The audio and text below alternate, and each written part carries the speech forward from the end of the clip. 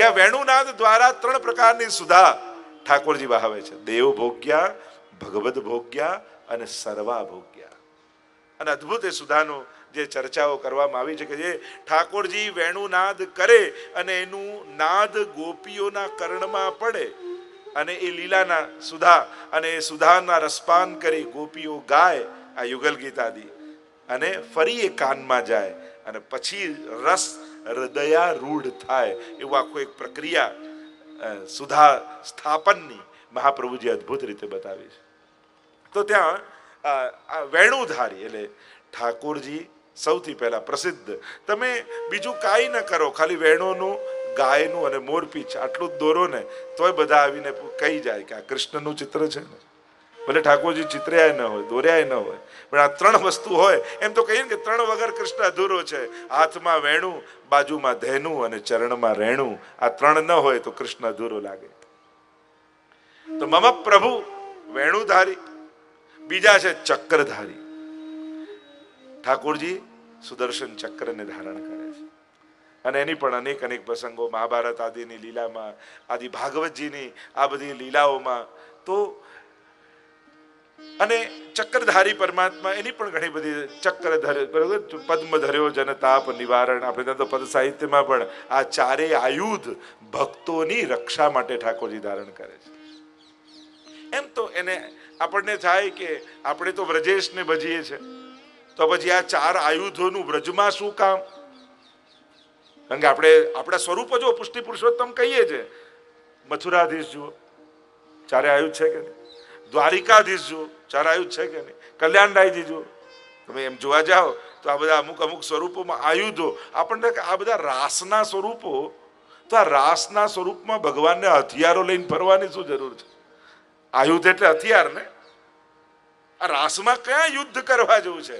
તો ભાવ એ બતાવ્યો કે એ નારાયણના હાથમાં હોય તો આયુધ છે, અહીંયા આયુધ નથી. આ તો રસદાન માટેના સાધનો છે. તો અહીંયા સુદર્શન શું છે? તો કે સ્વામીજીનું કંકણ છે ને, એ જ ઠાકોરજી ફેરવી રહ્યા છે, એ જ સુદર્શન છે જેમણે લીધું છે ને હવે ધરાવવાના છે. અચ્છા, ચક્ર ગદા શું છે? તો કે સ્વામીજીની બાહુ છે. કમળ શું? તો કે સ્વામીજીનું મુખ છે. શંખ શું છે? સ્વામીજીની ગ્રીવા છે. તો આપણે ત્યાં તો આ આયુધના આવા ભાવાત્મક અર્થો કરવામાં આવે છે. નહીં તો એમ થાય કે પુષ્ટિ પુરુષોત્તમ નિકુંજ નાયક કહીએ તો આ નિકુંજ નાયકના બધા હથિયારો લઈને ફરવાની શું જરૂર છે? તો કે પુષ્ટિ પુરુષોત્તમને દેખાતા આયુધો નથી. આ તો રાસના બધા માધ્યમો અને સાધનો છે. એના પણ સુંદર ભાવો આપણે ત્યાં બતાવવામાં આવ્યા છે. તો ચક્રધારી છે, ભક્તોની રક્ષા માટે ઠાકોરજી ધારણ કરે છે. અરે જેનો વધ કરે ને એને કાળનું દર્શન ન થાય તો શ્રીજીનું જ દર્શન, કે એનું મૃત્યુ પણ મુક્તિનું કારણ બની જાય. જો ભગવાન ક્યારે કોઈને મારીને નરકમાં નાખ્યું એવી કોઈ કથા સાંભળી? અરે રાવણને મારે કે કંસને મારે, આપણે શું કહીએ? ભગવાને એનો ઉદ્ધાર કર્યો. પ્રભુ સ્વર્ગ નરક થોડી આપે છે, તો ઉદ્ધાર કરે છે. એટલે એનું નામ જ છે સુદર્શન. તો ઘણી બધી ચર્ચાઓ એમાં આવી. તો સુદર્શનધારી ઠાકોર ચક્રધારી છે. અને ત્રીજા છે મમ પ્રભુ શ્રી ગિરિરાજધારી. ઠાકોરજી જ્યારે વેણુને ધારણ કરે છે ત્યારે પ્રેમનું દાન કરે છે. પ્રભુ જ્યારે ચક્રને ધારણ કરે છે ત્યારે અભયનું દાન કરે છે. અને પ્રભુ જ્યારે ગિરિરાજજીનું ધારણ કરે છે ત્યારે આશ્રયનું દાન કરે છે. તો પ્રભુ જે વસ્તુને ધારણ કરે એ પ્રમાણે ભક્તોને દાન કરે છે. પ્રભુની લીલા આનંદસ્ય હરે લીલા, આનંદનું દાન કરવા માટે જ છે. પ્રભુને આ બધી લીલાઓ કરવાની જરૂર શું હતી? તો કે જ્યારે પ્રભુ પ્રગટ રૂપે ભૂતલ પર ન બિરાજતા હોય ત્યારે આપણા જેવા ભક્તો એ લીલાનું ગાન કરી પ્રભુનો અનુભવ કરી શકે, એની કૃપા અને આનંદને પામી શકે. એટલા માટે પ્રભુ આ લીલાઓ પ્રગટાવે છે, કરે છે અને પોતાના પુરાણો અને શાસ્ત્રો દ્વારા ભક્તોના મુખે ગવડાવીને પ્રગટ કરે છે. કારણ કે દરેકને આ લીલાનો અનુભવ થઈ શકતો નથી, પણ એ લીલાને ગાય અને એ ગાતા ગાતા એ અનુભવ સુધી પહોંચી શકે, પ્રભુના આનંદનો અનુભવ કરી શકે. એટલા માટે પ્રભુ આ લીલાને પ્રગટાવે છે. એટલે જ કહ્યું આનંદસ્ય હરે લીલા, પ્રભુની પ્રત્યેક લીલાઓ આનંદનું દાન કરનારી છે. એટલે જ્યારે વેણુ ધરે ત્યારે પ્રેમનું દાન કરે. જ્યારે જ્યારે પ્રભુએ વેણુનાદ કર્યા ત્યારે સ્વ સ્વરૂપના સ્નેહનું દાન ઠાકોરજી કરે. આપણે ત્યાં તો પુષ્ટિ સૃષ્ટિનું પ્રાગટ્ય જ વેણુનાદથી કહેવાય છે. અને વેણુનું એક સ્વરૂપ, જો મહાપ્રભુજીના અનેક સ્વરૂપ આપણે માનીએ છીએ ને, એમાં વલ્લભનું એક સ્વરૂપ આ વેણુમાંથી પ્રગટ થતી સુધાનું પણ સ્વરૂપ છે. ऐसी बंसी बाजी बन घन में व्याप रही धुनी महामुनिन की समाधि लाया. મહાપ્રભુજીની વધાઈ છે. આપણે લાગે મહાપ્રભુજી પ્રગટ થયા એમાં વેણુનાથની કથા ક્યાં કહે છે? તો સો અબ લક્ષ્મણ ભટ્ટ દ્વાર, તો એ જે સુધા દ્વારા પ્રભુએ કૃપા કરીને એ જ સુધા મૂર્તિમંત સ્વરૂપે લક્ષ્મણ ભટ્ટજીના ઘરે પ્રગટ થઈ છે. કારણ કે સુધા સંબંધ વગર ભગવત અનુભવ થઈ ન શકે, અને એટલા માટે મહાપ્રભુજીની કૃપા વગર શ્રીજીનો અનુભવ ન થઈ શકે. તો એ સુધાનું સ્વરૂપ શ્રી વલ્લભનું રૂપ માને છે. આપણે ત્યાં પ્રભુ રૂપ માન્યા, સ્વામીજી રૂપ માન્યા, ગુરુ રૂપ માન્યા, એમ સુધારૂપ પણ શ્રી વલ્લભ, એ સુધારૂપ શ્રી વલ્લભ છે. તો જે આપણે ચર્ચા કરી રહ્યા છે, વેણુધારી, બીજા ચક્રધારી, અભયતાનું દાન કરનારા શ્રી ઠાકોરજી છે. જ્યારે જ્યારે ચક્ર ધારણ કરે ત્યારે ભક્તોની રક્ષા કરે છે, અને રક્ષા કરી નિર્ભયતાનું, અભયતાનું દાન કરે છે. અને ત્રીજું, જ્યારે ગિરિરાજ બાવાને ધારણ કરે છે, ઠાકોરજીએ 7 દિવસ સુધી 7 દિવસ ગિરિવર કર ધાર્યો અને વાસવ વૃષ્ટિ નિવારી. 7 દિવસ ગિરિરાજીને ધારણ કર્યા, અને ત્યાં મહાપ્રભુજીએ સમજાવ્યું 7 પ્રકારના અન્યાશ્રયો વ્રજવાસીને હતા, અને 7 પ્રકારના અન્યાશ્રયો ઠાકોરજીએ એક એક દિવસમાં દૂર કર્યા. ચતુર્ભુજ રૂપ ધારણ કરી વેણુનાદ કર્યા, અને વેણુનાદ કરી અને દેહાનુસંધાનની વિસ્મૃતિ કરાવી દીધી, અને 7 દિવસ ધારણ કરી 7 પ્રકારના અન્યાશ્રય મહાપ્રભુજી સમજાવે. પહેલો અન્યાશ્રય વ્રજવાસીઓને હતો દેવ, બીજો ઋષિ, પિતૃ, આત્મા, પૌત્રાદિક કુટુંબ, વૈદિક કર્મો, પારલૌકિક કર્મો, આમ 7 પ્રકારના અન્યાશ્રયો હતા. ઠાકોરજી છે ને પોતાના આશ્રયમાં લઈ અને સર્વ પ્રકારના અન્યાશ્રયોમાંથી છોડાવે છે. કારણ કે જ્યાં સુધી પ્રભુ સિવાય કોઈના આશ્રયનો આગ્રહ રાખશો ને, ત્યાં સુધી, જ્યાં સુધી અનન્ય આશ્રય સિદ્ધ નહીં થાય. કારણ કે પ્રભુનું એ ગીતાજીમાં સ્પષ્ટ વચન છે, અનન્યાશ્ચિંતયંતો મામ યે જનઃ પર્યુપાસતે તેષામ નિત્યાભિયુક્તાનામ યોગક્ષેમમ મહામ્યહમ. જ્યારે એને ભરોસો અપાવી દેશો કે તમારા સિવાય અમારું કોઈ નથી, બસ આપણે તો પ્રભુને એટલો જ ભરોસો અપાવવાનો છે કે દુનિયાને બીજા સહારાઓ હશે, અમારે તો આપના સિવાય બીજો કોઈનો સહારો નથી. અમે તો કોઈને જાણ્યાય નથી, અમે તો કોઈને ઓળખ્યાય નથી, અમે જાણતાય નથી ને જાણવાય નથી. પ્રીત બંધી શ્રી વલ્લભ ઓર ન મન મેં, અમે તો ક્યાં બીજું કોઈ મનમાં અમારે તો વિચાર, એક વર્યો ગોપી જન વલ્લભ નહીં સ્વામી બીજો. આ અનન્યતા. એટલે પ્રભુને વિનંતી કરજો કે પ્રભુ અમારા બધા જ અન્યાશ્રયો છોડાવી દો. અને અન્યાશ્રયો બહુ સૂક્ષ્મ પણ હોય છે. ઘણીવાર ઘણા પ્રકારના, જ્યાં જ્યાં સામર્થ્ય જોઈએ, આપણને લાગે આનાથી આપણું કામ થઈ જાય. અન્યાશ્રય એટલે કોઈનું અપમાન નહીં. અન્યાશ્રયનો અર્થ થાય છે અનન્યાશ્રય, એટલે કે પ્રભુ સિવાય ક્યાંય અન્ય કોઈ વૃત્તિ કે પ્રવૃત્તિ ન પ્રગટે, એ જ અનન્યાશ્રય છે. કારણ કે જ્યાં સુધી બીજાના સહારા લેવાની કામના, આ મારું કામ કરી આવશે, આનાથી મારું થઈ જશે, આનાથી થઈ જશે, ત્યાં સુધી માનજો તમે ભટક્યા કરશો ને તો પ્રભુ બેઠા રહેશે, દોડવા દો. અને તમે એના ચરણોમાં બેસી જશો ને તો પ્રભુ તમારા માટે દોડવા લાગશે. પ્રભુને એમ થશે કે આનું તો મારા સિવાય બીજું કોઈ કરનારું નથી. એમ લાગે હજી આય છે. પેલો પ્રસંગમાં કહેતા ને કે પેલો એક ભક્તને બધા મારી રહ્યા હતા, અને પ્રભુ ભોજન કરવા બિરાજ્યા છે, અને એકદમથી ભોજનનો કોળિયો મૂકીને દોડ્યા વૈકુંઠમાં, અને દરવાજા પાસે આવીને ઊભા રહી ગયા અને પાછા બેસી ગયા ભોજન કરવા. લક્ષ્મીજીને આશ્ચર્ય થયું, પ્રભુ એ કોણ સી લીલા હુઈ, આ કઈ લીલા? ભોજન કરતા કોળીઓ મૂકીને દોડ્યા અને પાછા દરવાજે આવીને બેસે. આવું શું થયું કે મારા ભક્તને બધા મારી રહ્યા હતા પથ્થર, અને મને બોલાવી રહ્યો હતો, અને મને થયું મારા સિવાય એનું કોઈ નથી, એટલે બચાવવા માટે હું દોડ્યો. પણ જ્યાં દરવાજે પહોંચ્યો ત્યાં તો એણે પથ્થર ઉપાડી લીધો ને એ મારવા લાગ્યો. મને થયું આને પથ્થર મળી ગયો છે, મારી જરૂર નથી. એમ સંસારના ઘણા એવા પથરાઓ પકડી લઈએ છે, એટલે દોડતા પરમાત્મા પાછા આવીને બેસી જાય છે. પ્રભુને વિનંતી કરે. આશ્રય કેવલ દુઃખમાં જ થાય છે એવું જરૂરી નથી. સુખમાં માણસ બહુ ભટકતો હોય છે. એટલે એવું નહીં માનવું કે તકલીફ આવે એટલે જ માણસ ફાંફા મારે. ફાંફા મારવાની વૃત્તિ હોય છે, સંજોગો નથી હોતા. જો એ વૃત્તિને વાળવાની જરૂર છે. બાકી માણસ ક્યાંક જઈને ઉભો રહે એનાથી થોડી અન્યાશ્રય થઈ જાય. કોઈને પ્રણામ કરવાથી થોડી અન્યાશ્રય થઈ જાય. કોઈને ભગવત સ્મરણ કરવાથી થોડી અન્યાશ્રય થઈ જાય. કોઈને સન્માન આપવાથી થોડી અન્યાશ્રય થઈ જાય છે. અન્યાશ્રય ભટકવાની વૃત્તિ ખરાબ છે. માણસની જે વૃત્તિ છે ને, અહીંયાથી કામ કરાયેલું, અહીંયાથી કરાયેલું, અહીંયાથી કરાયેલું, આ વૃત્તિ અન્યાશ્રયની જનક છે. પોતાના પ્રભુને સર્વ સમર્થ ન જાણવાથી બીજાના સામર્થ્યનો આશ્રય કરવાની ઈચ્છા પેદા થાય છે. અને જ્યારે એ સમજાઈ જાય કે મારા પ્રભુથી અધિક આપવા કોણ સમર્થ છે, જ્યારે ગીતાજીને ભાગવતજી વાંચો ને હૃદયારૂઢ થઈ જાય ત્યારે એમ છે કે બધા એની પાસે તો લઈને આપે છે, અને મહાપ્રભુજીએ સીધો એનો હાથ પકડાવ્યો છે, તો પછી ક્યાં ફાંફા મારો, કોની પાસે જઈને માંગો? એનાથી અધિક કોઈ આપી દેનારું નથી. જ્યારે આ ભરોસો થઈ જાય ને પછી ક્યાંય માણસને ભટકવાની વૃત્તિ ન થાય.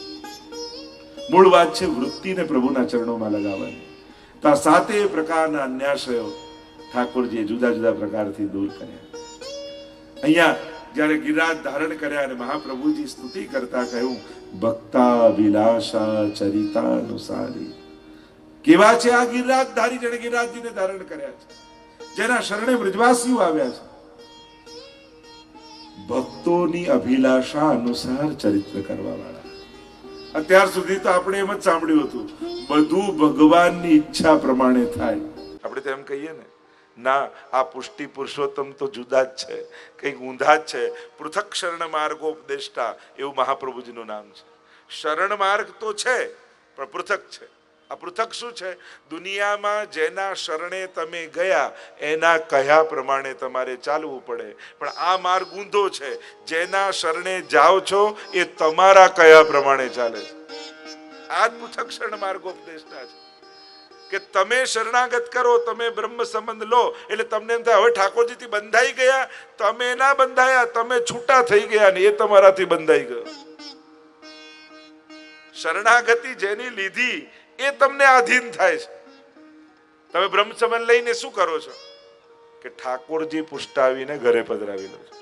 એટલે શું થાય? પુષ્ટાવીને ઘરે પધરાવાનો અર્થ શું થાય?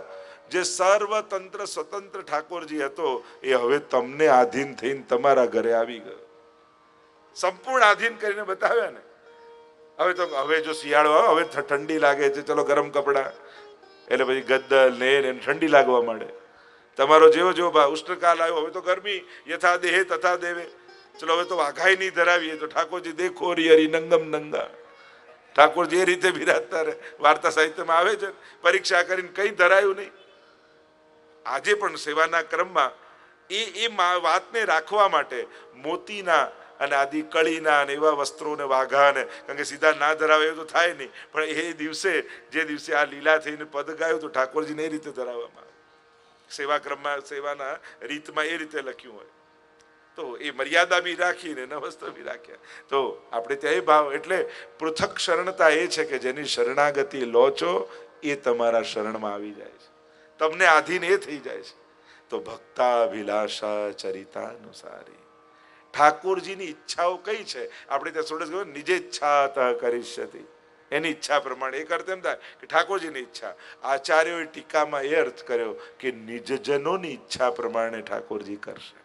એ જ છે નિજેચ્છા કરીષ્યતિ. એટલે કે પ્રભુની ઈચ્છા કઈ? તો કે જે ભક્તની ઈચ્છા છે એ જ ઠાકોરજીની ઈચ્છા છે. કારણ કે ભક્ત જ ભગવાનનું મન છે. આપણે કહીએ કે મન ઠાકોરજી નથી. ઈશ્વરને મન હોય એટલે જ જ્યારે રાસલીલામાં વર્ણન આવ્યું, ભગવાન પીતા રાત્રિ શરદોત ફુલ્લ મલ્લિકા વિક્ષરંતુમ મનશ્ચક્રે, એના અનેક અર્થો કર્યા, મનને ધારણ કર્યું. એમ તો ભક્તો જ ભગવાનના મન છે. પ્રભુની પોતાની સ્વતંત્ર પુષ્ટિ પુરુષોત્તમની કોઈ ઈચ્છા છે જ નહીં. વૈષ્ણવનો જે મનોરથ થાય એ જ ઠાકોરજીની ઈચ્છા. વૈષ્ણવને એમ થાય કે આજે આ સામગ્રી બનાવો એટલે ઠાકોરજીને આજે એ જ આરોગવાની ઈચ્છા પેદા થાય. વૈષ્ણવને આજે આ જ શૃંગાર ધરાવું એટલે ઠાકોરજીને એ દિવસે એ જ ધરવાની ઈચ્છા પેદા થાય. અને પ્રભુ એ રીતે, મારી તો આ જ ઈચ્છા. જો કુમનદાસજીના ઘરે ગયા, જે સામગ્રી સિદ્ધ હતી ને એ જ માંગી, बेजर की रोटी, टेटी को साग और संधानो. कुमनदास के वही तो सिद्ध भयो है आज, और वही आरोग्य. ઠાકોરજી ભક્તને ક્યારે શરમમાં નાખતા નથી. એટલે ક્યારે પણ ભક્તને એની અસમર્થતાને યાદ અપાવતા નથી. અસમર્થતા તો કે એની નિષ્કંચનતા. ભક્ત ક્યારે અસમર્થ હોય જ નહીં. અરે ત્રિલોકનો ધણી જેની ઈચ્છા પ્રમાણે જાગતો હોય ને પોડતો હોય એને અસમર્થ કેમ કહી શકાય? પ્રભુ સર્વ સમર્થ હોય એવા સર્વ સમર્થ પ્રભુ જેને આધીન થઈને રહ્યા હોય એને અસમર્થ કેમ કહી શકાય? ભક્ત જેવો સામર્થ્યવાન બીજો કોઈ નથી. કારણ સકલ ભુવન મધ્યે નિર્ધનાસ્તેપી ધન્યા, અને ભક્તિ સૂત્રોપનદ્ધ, એમ ભાગવતના મહાત્મ્યમાં કહ્યું કે એવો સામર્થ્યવાન ભક્ત છે ને કે એની પાસે એક નાનકડી ડોર. જો ભગવાન સર્વતંત્ર સ્વતંત્ર, એને કોઈ બાંધી ના શકે. અરે યશોદાજી પણ ના બાંધી શકે, બે આંગળ નાનું પડતી ગઈ. પણ વૈષ્ણવ પાસે એક ડોર છે અને એ છે ભક્તિ સૂત્રોપનદ્ધ. ભક્તિની ડોરીથી બંધાઈ ત્રિલોકનો નાથ વૈકુંઠથી ખેંચાતો ખેંચાતો તમારા ઘરે આવીને બિરાજી જાય છે. જેમ આકાશમાં ડોર ઊંચે ઉડતી હોય ને પતંગ, એટલે આપણને લાગે કે આ પતંગ કેટલું દૂર છે, આટલી દૂર. અને કોઈ આવે અગાસી પર, આપણો મિત્ર આવે ઉત્તરાયણના દિવસે આવે, જો પતંગ મારા હાથમાં છે. અરે પતંગ તો આકાશમાં છે, તારા હાથમાં ક્યાં? તારા હાથમાં તો દોરી છે. પણ દોરી તમારા હાથમાં છે તો પતંગ તમારા હાથમાં જ કહેવાય. એમ ભક્તિ તમારા હૃદયમાં છે તો ભગવાન તમારા હૃદયમાં જ કહેવાય. એ દૂર કહેવાય જ નહીં, કારણ કે સાંજ પડે એટલે દોરીથી ખેંચે એટલે પતંગ પાછો ધાબે આવી જાય. એમ જ્યારે ભક્ત ભક્તિની દોરી ખેંચે છે ત્યારે સર્વતંત્ર સ્વતંત્ર પરમાત્મા વૈકુંઠ છોડીને ભક્તોના હૃદયમાં અને ઘરમાં આવીને બિરાજી જાય છે. આ ભાવ આપણે ત્યાં બતાવે તો ભક્તાભિલાષા. ભલે જે ટચલી આંગળીમાં આટલા મોટા ગિરિરાજજીને ધારણ કરે તો આપણને એમ લાગે આ તો કેવો સામર્થ્યવાન, અમારા તો પહોંચની બહાર કહેવાય, આટલા પ્રભાવવાળા ઠાકોરજી. મહાપ્રભુજી કહે એ પ્રભાવ તો બીજા માટે છે, પણ એનો સ્વભાવ કેવો છે તો કે ભક્તાભિલાષા ચરિતાનુસારી. ભલે અબૂધ, અસમર્થ, અજ્ઞાની ભક્ત હોય પણ એની પણ ઈચ્છાને પૂરા કરવામાં જે પોતાનો આનંદ માણે છે એ જ પરમાત્મા ગિરિરાજધારી છે. એટલે એના સામર્થ્યને જોઈ એના સ્વભાવનું આંકલન ન કરતા. ઘણીવાર બહુ મોટા પદ પર બેઠો હોય ને આપણને એમ થાય કે આ બહુ આમ કઠિન સ્વભાવ, કઠોર સ્વભાવ વાળો હશે, કારણ કે આટલા મોટા પદ ઉપર હોય એને તો કેવો અહંકાર હોય. પણ આ ભગવાન ટચલી આંગળીમાં ગિરિરાજજીને ધાર, અને ગિરિરાજ બાબા પણ ભગવદી એટલે કહ્યું એ ભાર થોડી છે. માનો ગોવર્ધન નૃત્ય કરે. કીર્તન સાહિત્યમાં શું આવ્યું કે ગિરિરાજજી તો ઠાકોરજીની આંગળીમાં નાચી રહ્યા છે કે કેવા કૃપાળુ પ્રભુ છે કે મારા જેવા સાધારણ હરિદાસ, હરિનો દાસ છું, પણ એને પણ પોતાના હાથમાં ઊંચો કરી આ દુનિયાને બતાવી રહ્યા છે કે જો આના આશ્રયમાં આવશો તો મારી શરણાગતિ. અને જ્યારે વર્ષા કરી છે, ઇન્દ્ર હાર્યો છે, વંદન કરતા કરતા શરણે આવ્યા છે. પણ અહીંયા સ્તુતિ કરતા મહાપ્રભુજી ગિરિરાજધાર્યાષ્ટકમમાં વર્ણન કરે છે ભક્તાભિલાષા ચરિતાનુસારી. આપ આખા દશમસ્કંદની કૃષ્ણ ચરિત્રની લીલા તમે જુઓ તો પ્રત્યેકમાં ભક્તોની અભિલાષા અનુસાર જ પ્રભુએ ચરિત્ર કર્યા છે. જે ભક્તોના ભાવ હતા એ પૂરા કર્યા. અરે પૂતના ભક્તો શું, અભક્તોના પણ જેવા. પૂતના માટે પણ કહે કે આ બલિરાજાની બહેન હતી ને જ્યારે વામન ભગવાન આવ્યા ત્યારે એને થયું કે આવું બાળક હોય તો એને પયપાન કરાવવાનો કેવો આનંદ આવે. અને વિરાટ બનીને બધું જ લઈ લીધું બલિરાજાનું, ત્યારે એમ થયું કે આને તો મારી નાખવો જોઈએ. તો ભક્તોના જ અભિલાષાને પૂર્ણ નથી કર્યા, અસુરોપના પણ, અભક્તોના પણ જે મનના ભાવો હતા ને ઠાકોરજી એને પૂર્ણ કર્યા છે. એવા ગિરિરાજધારી છે. ગિરિરાજધારી રૂપે પ્રભુ સામર્થ્યવાન દેખાય, પણ એટલા જ એ સ્નેહને વશ પણ છે, સ્નેહાધીન પણ છે. અને એટલે જ મહાપ્રભુજીએ એમનો પરિચય આપતા જ પહેલું જ વાક્ય કહ્યું કે આ ભક્તોની અભિલાષા અનુસાર ચરિત્ર કરવા વાળા છે. જે ભાવ કરશો, અને એનું પ્રમાણ આગળ આપ્યું, દુગ્ધાદિ ચૌર્યેણ યશો વિસારી. ગોપીઓ જ્યારે દૂધ વલોવતી હોય, દહીં વલોવતી હોય, માખણ કાઢતી હોય, અને માખણ કાઢતા કાઢતા ગોપીઓની આંખો ભીંજાઈ જાય કે પ્રભુ તમારા ઘરે તો 9 લાખ ગાયો રોજ દુહાય છે, માખણોના ભંડાર ભર્યા છે, અમારી આવી નાની સામગ્રી કેમ કરીને નંદાલયમાં પહોંચાડવી, કેમ કરીને આપને આરોગાવી, પહોંચાડીએ તોય ભંડારમાં જતી રહેતે, આપના સુધી તો પહોંચશે નહીં. જો ઘણીવાર આપણને એમ લાગે શ્રીનાથજીમાં અમે આટલા ભોગ આવતા હોય, આટલા શણગાર આવતા હોય, અમે કંઈ ભેટ લખાવીએ કે અમે કંઈક સામગ્રી કરીએ, શું શ્રીનાથજી સુધી પહોંચતું હશે? જો સાચા હૃદયથી ધર્યું હોય ને તો પ્રભુ એને છોડવાના નથી, પ્રભુ એનો અંગીકાર કરી જ લેવાના છે. ગોપીઓને એમ થાય કે આટલા ભંડાર ભર્યા છે, આટલા બટેરામાં માખણ આપને ધરી આપ ક્યાં આરોગવાના? ઠાકોરજી કહે તું ના આવી શકે, હું તો તારા ઘરે આવી શકું ને. ભલે ને ગામના લોકો ચોર મને કહે તો કહેવા દો, પણ તમારા મનોરથને પૂરા કરવા, ગોપીના મનોરથને પૂરા કરવા માટે ઠાકોરજી ભક્તોના ઘર સુધી પહોંચી જાય છે. એટલે જ તો કહ્યું દુગ્ધાદિ ચૌર્યેણ યશો વિસારી. કોઈ ચોરી કરે તેનો યશ વધે કે અપયશ વધે? અપયશ થાય. બદનામી થાય કે ગુણ પ્રશંસા થાય? કોઈ ચોરી કરતો હોય તો કે એનું તો અપયશ થાય. ક્યારે કોઈ ચોરના વખાણ સાંભળ્યા કે ચોર તો બધા ઠીક, પણ અમારા ઘરે જેણે ચોરી કરીને ખરેખર બહુ સરસ, એટલો ચોખ્ખો ને કાંઈ બગાડીને નથી ગયો, બધું આમને આમ ખાલી તિજોરીમાંથી બધા દાગીના, ક્યારે કોઈ વખાણ કરે? અહીંયા તો જેના ઘરે ચોરી થાય એ ઉત્સવ કરે કે આજ મારા ઘરે ઠાકોરજી પધાર્યા અને મારી સામગ્રીનો અંગીકાર કરે. પ્રભુ મારા ત્યાં, કારણ કે લૂંટાઈને પણ જ્યાં મહોત્સવ થતો હોય ને એ જ બ્રજ છે. લૂંટે તો રડે, એના ઘરે તો બધે શોકનો માહોલ હોય, જેના ઘરે દાડ પડી હોય એ તો માથે હાથ મૂકીને બધા રડતા હોય, અને અહીંયા તો ઉત્સવ થતા હોય કે ઠાકોરજી મારા ઘરે આવ્યા અને મારું સ્વીકાર કરી લીધું, મારા પર કૃપા ઠાકોરજી. લોકો માનતા રાખે વ્રજભક્તો, હે ગિરિરાજ બાબા એવી કૃપા કરજો કે આજે ઠાકોરજી મારા ઘરે પધારીને માખણ સ્વીકાર કરે. દુગ્ધારી ચૌર્યેણ યશો વિસારી. આ તો લીલા છે. કર્મ હોત તો ચોરી નિષેધ છે, લીલા છે એટલે આનંદ છે. કોઈ એક્ટર હોય અને કોઈ મૂવીમાં કોઈ ચોરનો રોલ એટલો બધો સારી એક્ટિંગ એ કરે તો એને એવોર્ડ મળે કે જેલ મળે? એવોર્ડ મળે કે આટલો સારો રોલ કરે. પણ એ બહાર ગામમાં જઈને કરે તો જેલમાં નાખે. એમ ગામમાં જઈને કરવું એ કર્મ. તો ભગવાન તો કર્મ કરતા નથી, એ તો નાટક લીલા કરે છે. એટલે પ્રભુની આ લીલા એવી સુંદર છે કે દુગ્ધાદિ ચૌર્યેણ યશો વિસારી. પ્રભુના યશનો વિસ્તાર થયો કે આટલો જગતનો નાથ, જેનું જ બધું છે, જેનામાંથી બધું છે, જે બધા રૂપે પરિણમિત થયો છે, એ ગોપીઓના મનોરથ પૂરા કરવા એના ઘરે માખણ ચોરી કરવા જાય છે. બહુ મોટો માણસ નાનું કામ કરે ને તેનો યશ વધી જાય. આ ગવર્મેન્ટમાંથી આ નક્કી કર્યું, આ દેશ જોડે આ ટીટી કરીને, આ બધા પ્રાઇમ મિનિસ્ટર આ બધું કરે ને તો એ બહુ છાપામાં ના આવે. પણ સ્ટેજ પર ચડ્યા હોય ને કચરો પડ્યો ને વળીને કચરો ઉપાડે ને તો બધે ફોટા આવી જાય. ઓહ, પ્રાઇમ મિનિસ્ટરે કચરો ઉપાડ્યો, પ્રાઇમ મિનિસ્ટર કચરો ઉપાડ્યો. ક્લિક તો એ જ છે ને, સમાન ન્યૂઝ તો એ જ છે. તો ન્યૂઝ એ છે કે જેનું બધું જ છે એ પરમાત્મા એક માખણના લોંદા માટે ગોપીના ઘરે ચોરી કરવા જાય છે. ફોટા તો ત્યારે જ આવે.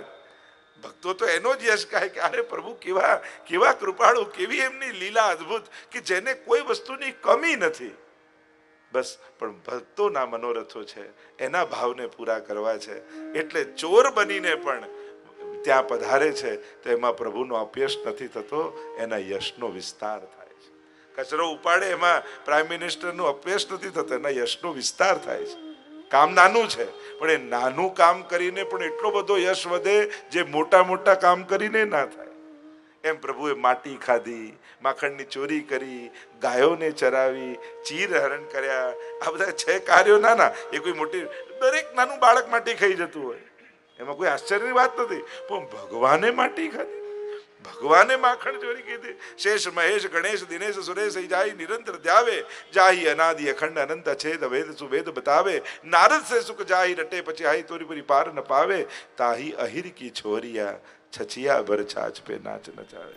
શ્રી પ્રભુને પ્યારા શ્રી યમુનાજીના લાડીલા એવા રસિક સત્સંગી વૈષ્ણવોને જે શ્રીના આ વચનામૃત ગમ્યા હોય તો આ વિડીયોને લાઈક કરજો, શેર કરજો અને કમેન્ટ બોક્સમાં જય શ્રી કૃષ્ણ જરૂર લખજો અને અમારી ચેનલ શ્રી વલ્લભને સબસ્ક્રાઈબ કરવાનું ભૂલશો નહીં.